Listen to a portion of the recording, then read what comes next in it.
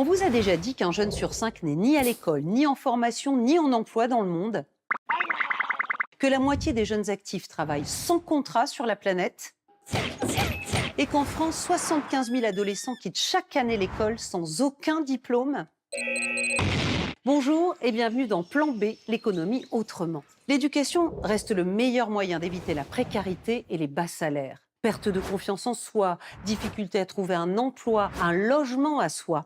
Le décrochage scolaire a des conséquences personnelles, mais aussi collectives. En France, il coûterait 340 000 € par décrocheur, soit 25 milliards d'euros par an. Comment offrir aux décrocheurs une nouvelle chance? C'est la vocation des micro-lycées. 2000 jeunes y sont inscrits chaque année. Un lycée pas comme les autres. Les jeunes rassemblés ici ont tous décroché du système scolaire pendant au moins 6 mois. Donc on a les trésorières de l'association qui sont Alissa.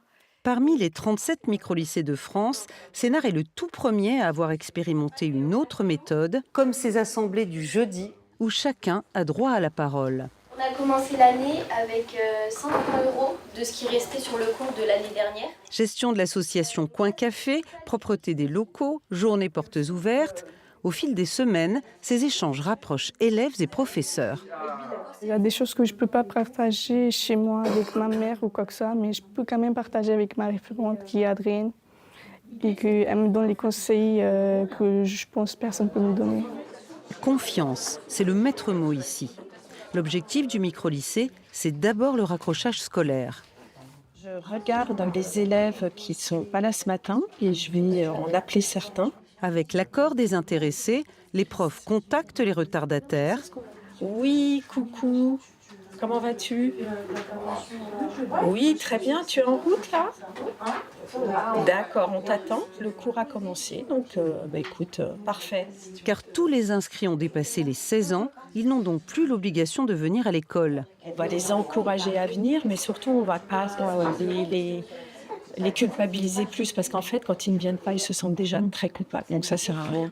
Le raccrochage, ça prend du temps, et tout le monde n'a pas la même temporalité, tout le monde n'a pas le même timing. Pas plus de 20 élèves par classe, un suivi individualisé, chaque parcours est accidenté, chacun a son histoire. Vous avez des élèves qui ont décroché parce que des vrais soucis médicaux. Vous avez des élèves qui ont décroché pour des raisons sociales. Vous avez des élèves qui arrivent de l'étranger. Des profils variés donc, mais un objectif commun, avoir son bac.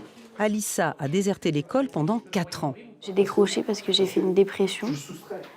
Donc au début, mon décrochage a été partiel, donc j'y allais quand même, mais de temps en temps. Et puis après, on m'a mal réorientée. Donc j'ai complètement arrêté. L'admission au micro-lycée se fait sur dossier. Les enseignants veillent à ce que le raccrochage soit bien le projet des jeunes, pas de leurs parents. Un esprit qui perdure pendant la scolarité.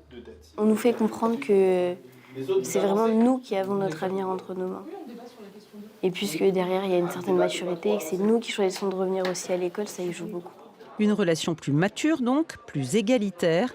Chaque élève est suivi par un professeur référent avec lequel il travaille en duo. Il y a beaucoup de choses qui se jouent en dehors de la classe, en dehors de l'aspect scolaire. Il faut que le reste aille bien pour que l'élève soit en confiance et puisse mieux travailler dans les cours, en fait. On n'est pas dans les lycées traditionnels parce que là, j'y pose toutes mes questions vraiment. Oui. Donc là, j'ai vraiment content d'être ici. C'est vraiment ce qui me convient, en fait. 25 ans après le démarrage des micro-lycées, les résultats sont là. 80% des anciens décrocheurs obtiennent un bac, avec à la clé des études supérieures ou un travail. Tu as grandi dans tous les sens. Nel, Hugo et Kamel sont passés par les bancs de Sénart. Aujourd'hui, ils sont membres de l'association des anciens. Nel est partie de très loin. Laure, c'était ma référente et j'étais un cas. Je venais plus du tout en cours. Pourtant, j'étais à côté, mais je venais plus. Oui, et quand il y avait des évaluations, elle ne venait pas. Voilà, au début. Puis bon, finalement... Non, mais moi, je suis surprenante de tout ce que j'ai fait. Parce que j'ai pas fait juste un CAP pâtissier. J'ai fait après une mention complémentaire chocolatier, glacier, confiseur, une spécialité en chocolaterie et un BTM, donc brevet technique du métier de pâtissier. Aujourd'hui, la jeune femme a intégré les Compagnons du Devoir. Elle travaille sur l'apport des légumes en pâtisserie. J'ai fait un concours là, du gâteau d'Evry. J'ai fait un gâteau au poivron et au citron et au thym. Ah waouh, Et il s'appelle le cardinal. le Et- cardinal. Résultat, premier prix au concours. Nell n'est pas la seule à avoir réussi. Kamel sera bientôt ingénieur et Hugo est paysagiste au Jardin du Luxembourg.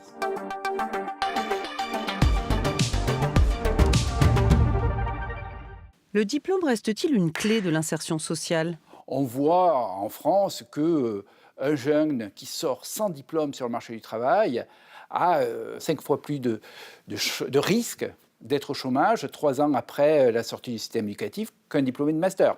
Et cette différence se retrouve dans tous les pays avec des proportions parfois moindres, parfois plus élevées, mais elle est vraiment très discriminante. Les micro-lycées, c'est une bonne solution ? Oui, les micro-lycées sont une solution intéressante. C'est une solution partielle, évidemment. Quand un jeune en a marre de l'école et ne veut plus refaire des études, ça va être une autre solution qui va être basée peut-être sur un stage, une reprise d'emploi, voire l'apprentissage, qui va être plus efficient. Vous pouvez ranger vos cahiers et vos stylos. Plan B, c'est fini. Retrouvez-nous sur le site de France 24, X, Facebook ou sur mes pages LinkedIn et Instagram. Portez-vous bien.